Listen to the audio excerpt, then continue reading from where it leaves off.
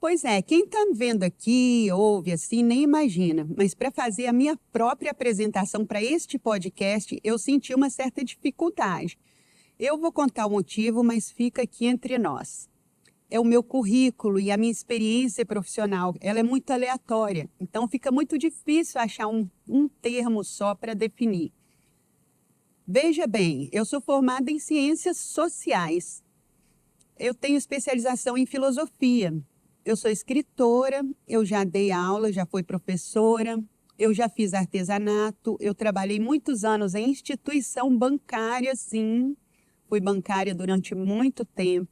Já fui secretária, já falei isso, né? Já trabalhei em hotel, sou psicanalista. Então, na hora que eu vou me apresentar, eu fico sem referência. O que eu sou, afinal de contas?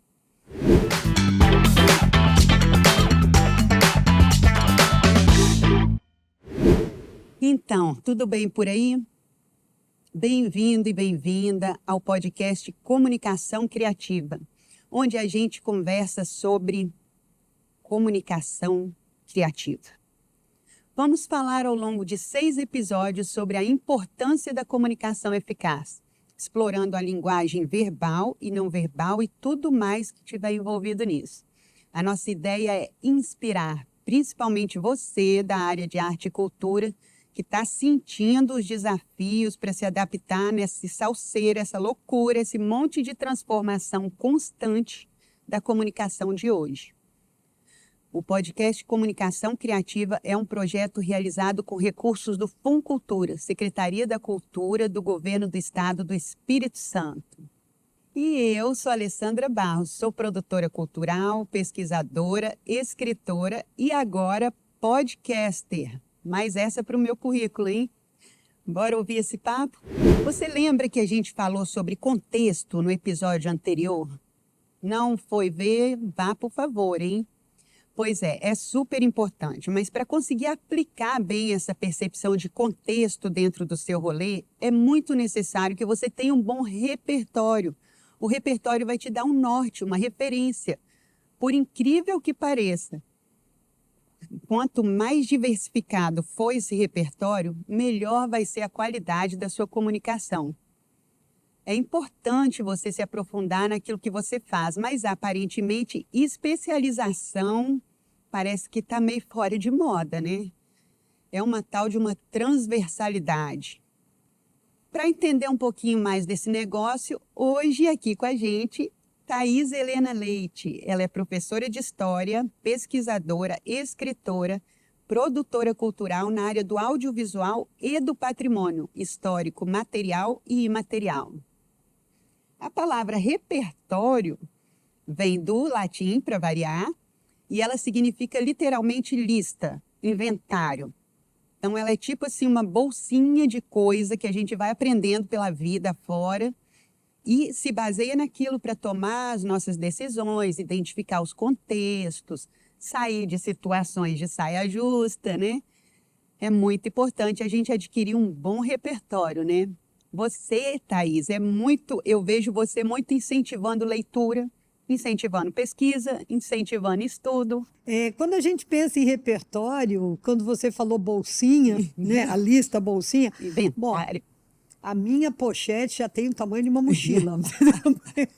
Não, o pior é que eu pensei, para você ver o que é um repertório, né? Na hora que eu pensei assim, inventário, na minha cabeça veio o jogo, porque eu jogo muito online, assim. Então, a gente tem lá um inventário e, às vezes, a gente tem que ficar escolhendo.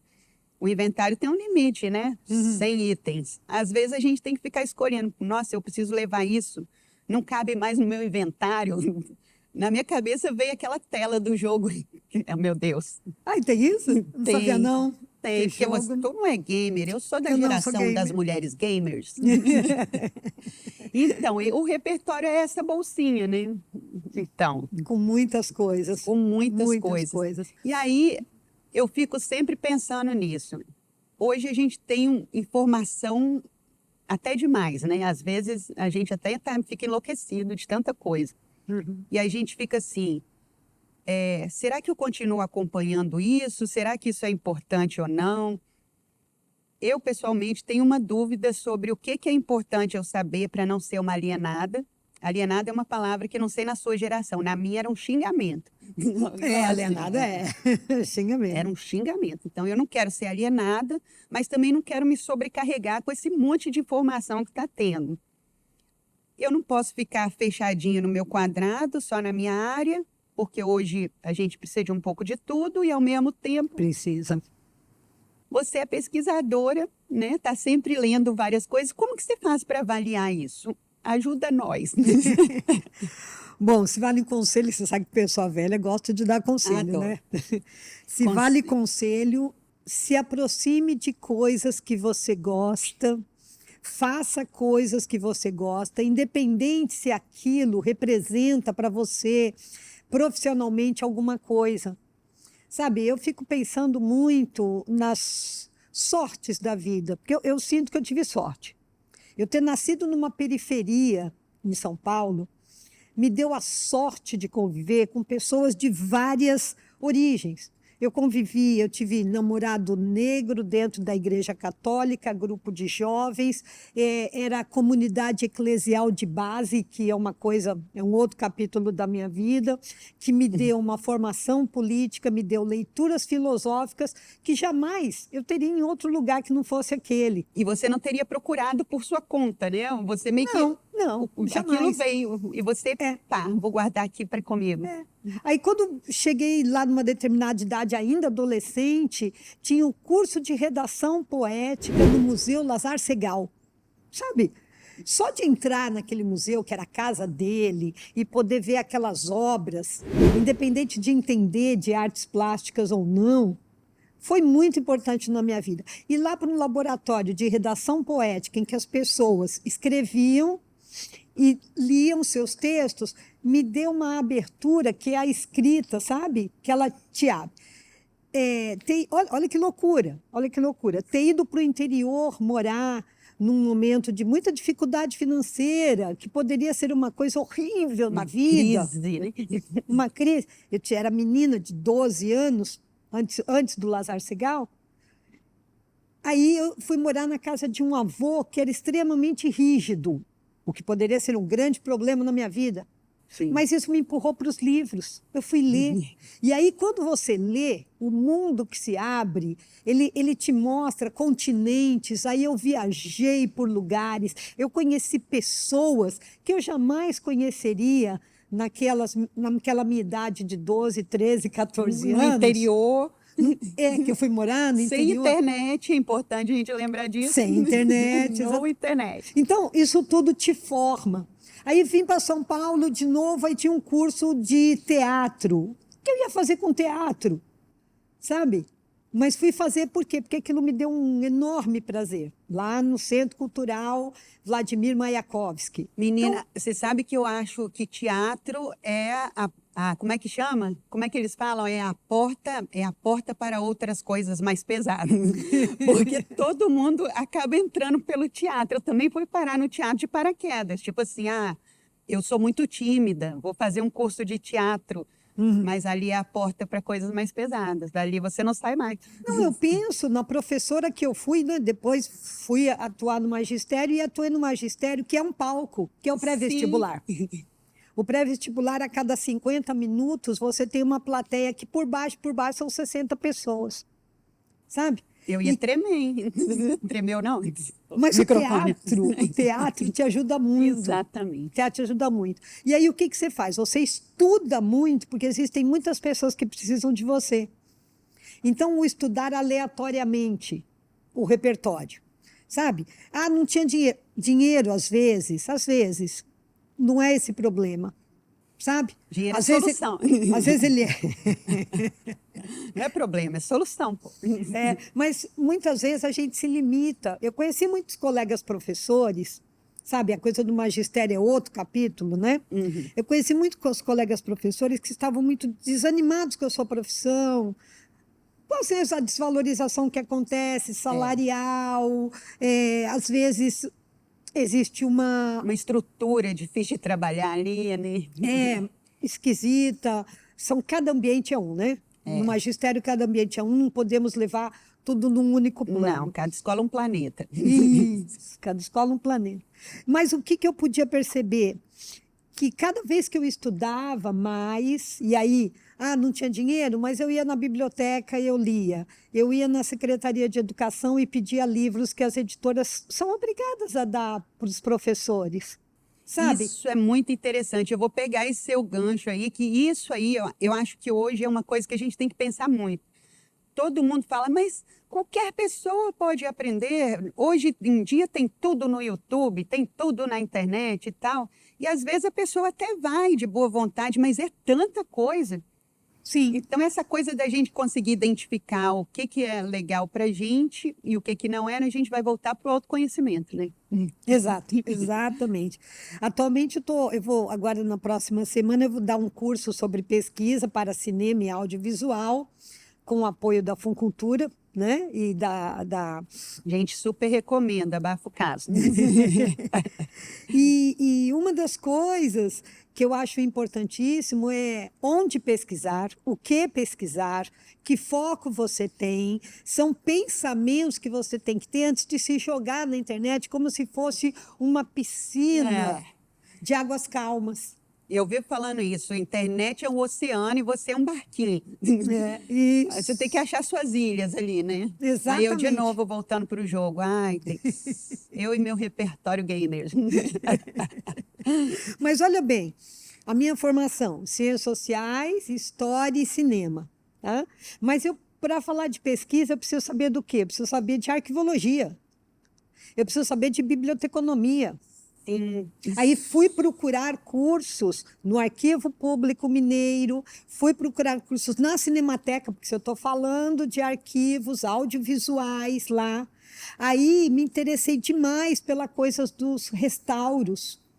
Porque você se deu também a chance de ir lá experimentar aquilo. Aí, uau, gostei, vou aprofundar. Porque não dá para a gente aprofundar em tudo. Não dá. Você tem que ter um foco nas coisas que você quer, estuda isso, pensa sobre. Aí cabe a especialização, né? No seu foco, sua base. Mas aí tem um monte de anexos. É que você vai fazendo. Acho essa a magia da internet. Essa é uma magia. Sabe? Se eu penso nas pesquisas que eu fazia 20, 30 anos atrás, e penso hoje, né, nos acessos que temos, então saber pesquisar também é uma arte dentro dos seus interesses.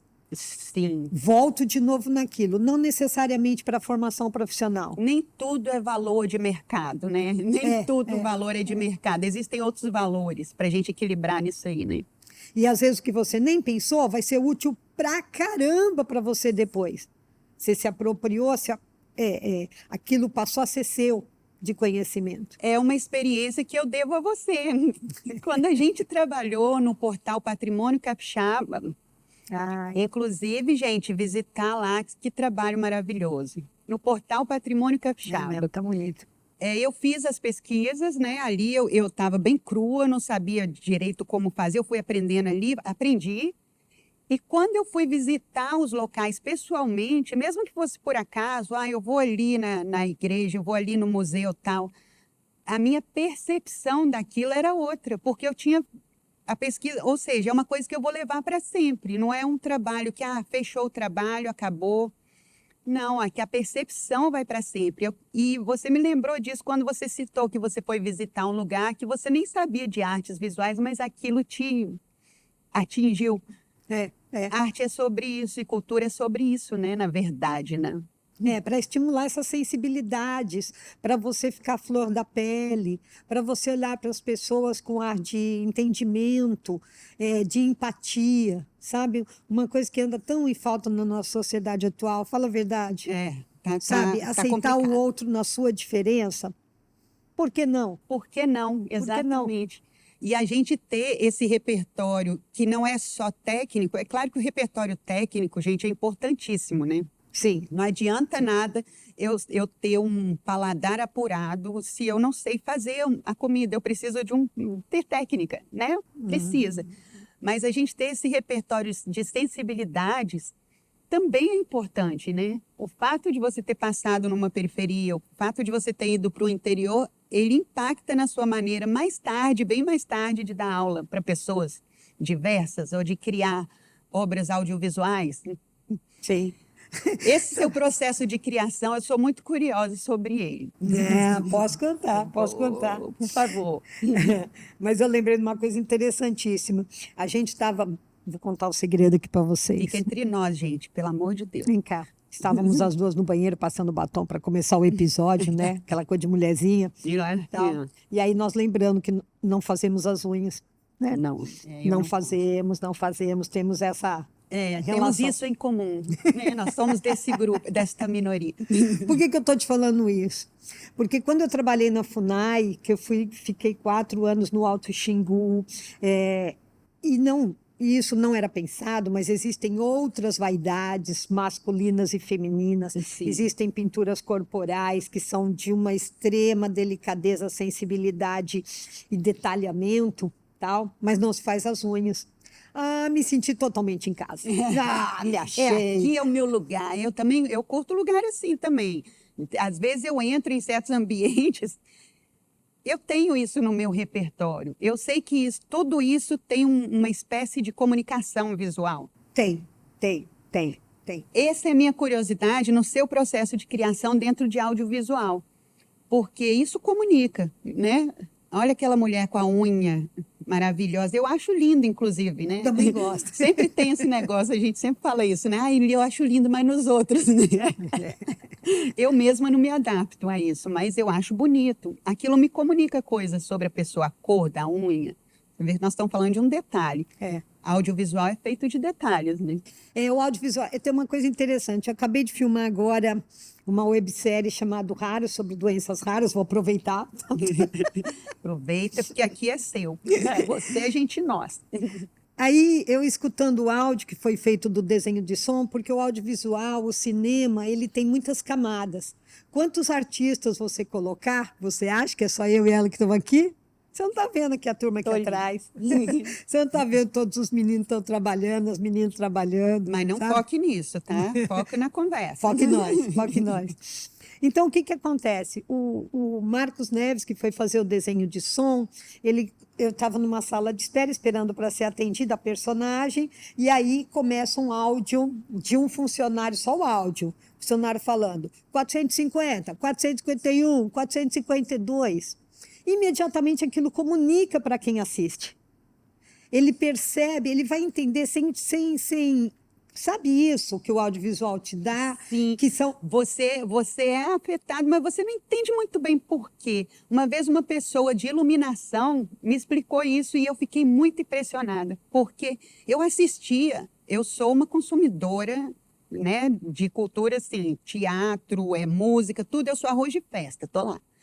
Aí eu pensando assim, gente, tem um negócio aqui que aconteceu, que me atingiu, ficou tão bonito. Depois que ele me contou e falou assim, então, eu fiz a luz assim, assado, sépia, não sei o quê, falou lá todo tecnicamente a coisa. Aí eu apaguei a de cá, eu acendi a de cá. Fez uma luz de fundo, fez uma indireta. E aí, no teatro, quando você vê um ensaio e quando você vê a peça lá, você não sabe por quê, gente, mas no ensaio estava todo mundo com a roupa, estava no mesmo cenário. Por que que aqui eu fiquei emocionada? Emociona a gente, né? Claro, a gente claro. é cheio. Gente, eu fiquei emocionada na peça, mas eu assisti o ensaio 50 vezes. E aí eu descobri muito engraçadinhos vocês manipulando nossas emoções. Então, o repertório dá isso no audiovisual. Você tem que saber um pouco de áudio, você tem que saber um pouco de montagem, você tem que saber de luz, saber física, sabe?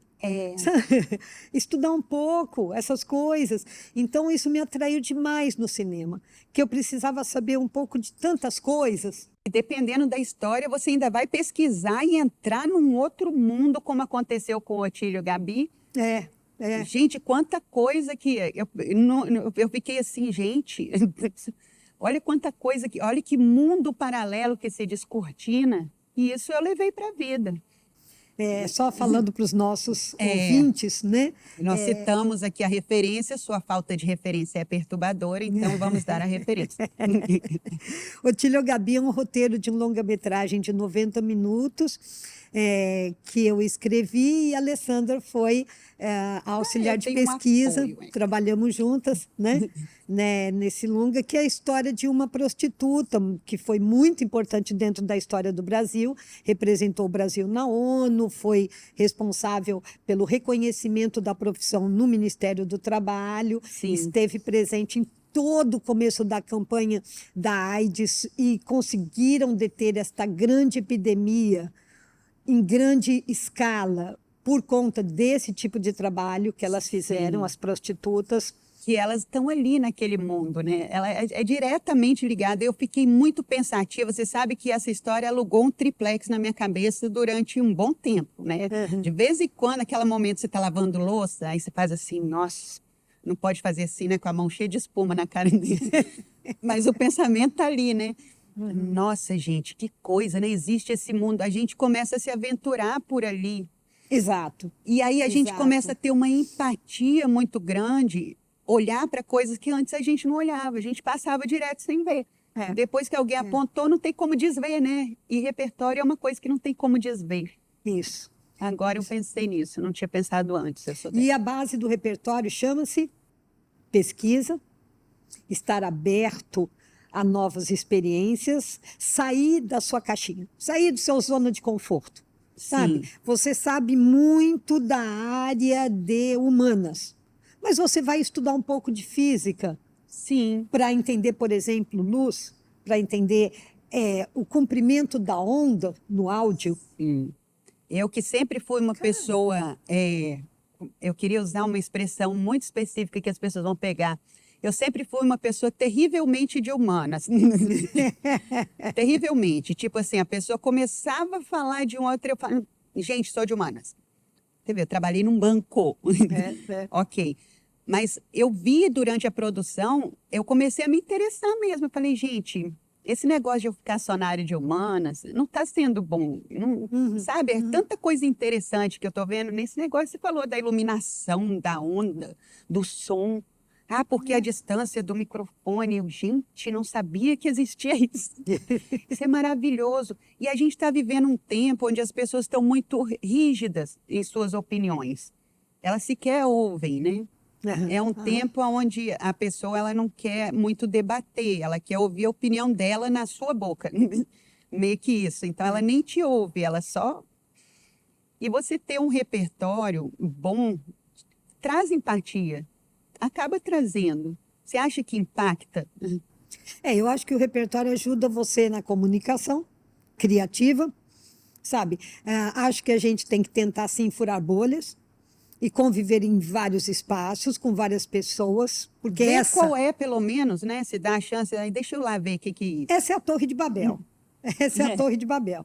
Então, estamos cada um falando nossas línguas, nos nossos celulares, você olha ao redor, cada um está na sua tela, Sim. né?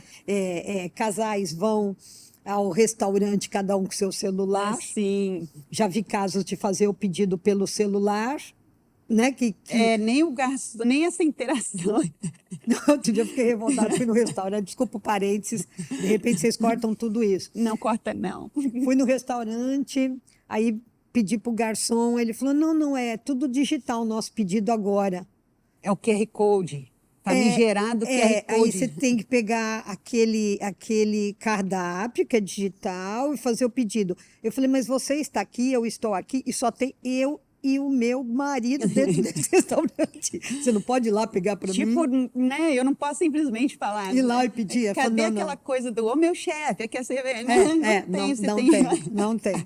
Então, a gente tem que tomar muito cuidado com essa questão. Sim. Hoje em dia, saber as coisas. Por exemplo, pesquisa é importante, internet, Google está lá, pesquisa avançada, temos vários canais de pesquisa. Ótimo. E a presencial? Quantas pessoas já entraram numa biblioteca? Quantas pessoas entraram no arquivo público? O negócio do presencial, ele tem uma coisa que é esse impacto, esse mesmo que o audiovisual causa na gente. Você é impactado pelo ambiente. Sim. A gente estava comentando aqui, antes de começar, a respeito desse ambiente. Nós estamos no Céu das Artes, aqui em Anchieta, Espírito Santo. de como que esse ambiente nos ajudou a ficar aqui mais tranquilo, ou seja, o ambiente impacta. Então, uma coisa é você entrar numa biblioteca virtual e outra coisa é você ir lá pessoalmente, e outra que é o seu tempo, né? Esse é o tempo. A sua atenção está toda ali. Quando você vai pesquisar, vou falar mais um pouco de audiovisual, Por porque favor. estou mergulhada nisso. Quando você vai fazer uma pesquisa num filme antigo de 16 milímetros, num de 35 milímetros, num de 8, um Super 8, em que você pega, em que você tem que botar aquela luvazinha, tem uma cerimônia, tem um respeito. É um ritual. É. Estou entrando num portal. Isso tem muito no teatro, né? Para a gente poder incorporar personagens. Você Sim. entra num portal. Você Isso. entende esse repertório? Eu precisava pegar em filmes 35 milímetros? Não, Mas eu quero. mas eu quis ver um filme que sofreu hidrólise. Entender fisicamente que era uma hidrólise, como aquele material se transforma, porque ele existe. Sabe? É igual o jovenzinho que se vê frente a frente com um aparelho que toca vinil. Como, sabe? Não, que o vinil é uma pergunta. coisa impressionante. Impressionante. A gente fica olhando e pensando, que bruxaria é essa? Como é que o som sai dali? É. Que é a mesma coisa que a pessoa mais velha vai fazer quando ela ouve a música saindo No celular. de um pendrive, né? Botou o pendrive. Não, mas o meu disco está todo aqui, minha mãe. O pendrive é desse tamanhozinho. Mas tem 100 músicas aqui, 100 músicas. Olhando, meio, né? Então, essa coisa do repertório, voltando, né? Você vai escutar, você pode ouvir milhares de músicas na internet. Você pode ouvir em MP3, você pode escutar em Wave, por exemplo. Pode. Inclusive, tinha uma onda e uma moda das pessoas quererem ouvir do vinil mesmo. Do vinil vinil. estava custando caríssimo chiadinho, o aparelhozinho, porque a pessoa queria ouvir o chiadinho, é aquilo que você falou, o ritual, pôr a agulha. E quando A tá experiência, arranhado, o toque. A experiência. Né? Então, são coisas que vão somando na nossa vida. Eu falei Wave, certo? É o Wave que pronuncia, galera do áudio. Wave? É o Wave mesmo? Eu Obrigada. também não sei. Perguntando para os universitários. O meu inventário dessa área ainda estou enchendo. Tá pelas metades. Eu vou descobrindo, depois que eu passei da experiência. Agora vou contar a última experiência do binaural. Binaural é um gravador de áudio em que você escuta no 360. Cara, enlouqueci com aquele negócio na gravação. Menina, preciso passar por isso, já quero. Cara, é maravilhoso. A gente tinha que filmar lá no Hospital das Clínicas e mostrar para a sociedade como eles recebem, como o SUS é maravilhoso, como ele recebe pessoas do estado inteiro. Viva o SUS. Independente da sua classe social. E aí, quando você entra naquele corredor enorme, com um monte de gente, você entra com o binaural, aí ele vai escutando pessoas aqui, uns falando em pomerano, outro com aquele sotaque do norte do estado, outro com aquele toche aí do tem guarapariense. Tem a madame, tem um outro que é mais do interior. É maravilhoso. Eu estive no Hospital das Clínicas e é uma coisa que me encanta. Encanta. A gente aguardando, eu e meu filho olhando todos os carros de prefeitura passando. Aí meu filho, esse é de onde? Tal lugar, sei lá, Rio Novo do Sul. Olha, Rio Novo do Sul. Aí eu falava com ele, é perto de Cachoeira. Olha o carro de São Gabriel da Palha. Iuna. Olha o carro de Marataízes. É muito interessante. É muito interessante. E passar isso é a tal da comunicação. Sem ficar falando, sabe? Passar pelo áudio, passar pela imagem. Passar pela experiência. Meu filho, nesse dia, aprendeu muito mais sobre o mapa do estado do Espírito Santo. Gente, não fica no Nordeste, tá? Se você caiu de paraquedas aqui, de outro estado. Olha, eu fico indignada quando eu falo que eu sou do Espírito Santo e a pessoa fala, é do Nordeste? É no Nordeste que fica? Gente, não. Nós fazemos divisa com Minas e com Rio de Janeiro e com a Bahia. E aqueles que falam assim, Espírito Santo, eu não conheço, capital Guarapari. Capital Guarapari. Ai, meu Deus. E o meu filho aprendeu muito mais sobre o mapa do Espírito Santo. Nessa nossa brincadeira de a gente está aqui esperando mesmo, vamos ficar olhando, né, os carros. Esse é de onde? Esse é de onde? Aí eu falava, esse é pé de Cachoeira, esse é pé de não sei, esse é no norte, esse é no sul. do que numa aula, por exemplo. Claro, gente, especificamente esse caso, tá? Não estou falando mal dos professores, não é? Não, Mas imagina. é porque a experiência de estar ali naquele lugar, vendo os carros passando, esperando, a expectativa, aquilo fez com que ele adquirisse esse repertório por si, uma vivência do dia a dia. Então, a comunicação ela tem muito isso. Eu fico muito preocupada com as crianças de hoje, você falando, eu sei que o nosso episódio está acabando, porque uma das coisas que eu acho importante do repertório é o convívio social. Ele te dá muito repertório. E, Muito. voltando, conviver com diferentes. Então, o pátio da escola para a criança é outra parte importantíssima do processo educacional. Sim. E hoje está se abrindo mão um pouco disso, porque as crianças levam seus celulares para a escola e no intervalo ela vai sentar naquele cantinho, ela vai abrir Ficar sua no rede mundo social e de repente ali naquele WhatsApp, naquele Instagram, ela está conversando com o coleguinha que está naquele mesmo pátio que ela. Menina, eu tenho um colega, e não é só as crianças, não. Eu tenho um colega, não vou citar nomes, mas ele saberá que estou falando dele. Ele chega num lugar e ele abre o Tinder. E no Tinder, para ele ver quem que também está no Tinder, que está ali naquele lugar, que aqui isso já vai adiantar a vida dele. Opa, tem uma aqui, cadê?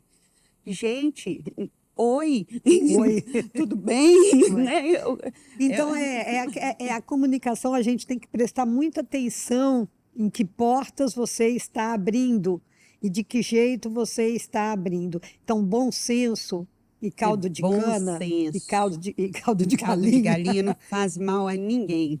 Não faz mal a ninguém. E eu acho muito importante a gente abordar o repertório por esse prisma, porque não é que não seja legal a informação, não é que não seja legal a internet, é achar esse equilíbrio. É legal. O repertório ele não é feito só de informação, tipo, vou fazer um curso, né? Comprei um curso, eu tenho uma colega que faz 50 cursos, o currículo dela tem mais curso do que atuação, entende? Tipo assim, eu tenho 20 cursos e tenho 3 atuações aqui. Não é feito só disso, é feito de vivências. E essas vivências são um pedacinho muito especial da nossa bolsinha, né? Opa, de experiências, né? Exatamente. Então, toda experiência que a gente teve na vida, independente da área de atuação, pode e deve ser utilizada, reutilizada, conectada, reconectada para compor o nosso repertório. É por isso que é tão importante a gente expandir o nosso olhar e abrir a cabeça. Esse foi o 4º episódio do podcast Comunicação Criativa, onde a gente fica batendo papo sobre comunicação criativa. E para ficar por dentro, inclusive dos bastidores, você pode nos seguir lá no Instagram, no @comunicaçãocriativapod. Obrigada por nos acompanhar até aqui. Obrigada, Thaís, pela sua presença. Sempre bom. E, gente, vamos interagir. Vamos pensar juntos sobre isso. E já que nós falamos tanto em diversificar repertório, inevitavelmente vamos ter que falar sobre furar a bolha. O que nos leva à nossa última, mas não menos importante, ferramenta que podemos usar para aprimorar a nossa comunicação. Interpretação. E sabe quem vem? Sara Lira. Ela é atriz, é uma das fundadoras do grupo de teatro Herigtiba, formada em comunicação social, produtora cultural, muito atuante na área artística, técnica e formativa das artes cênicas.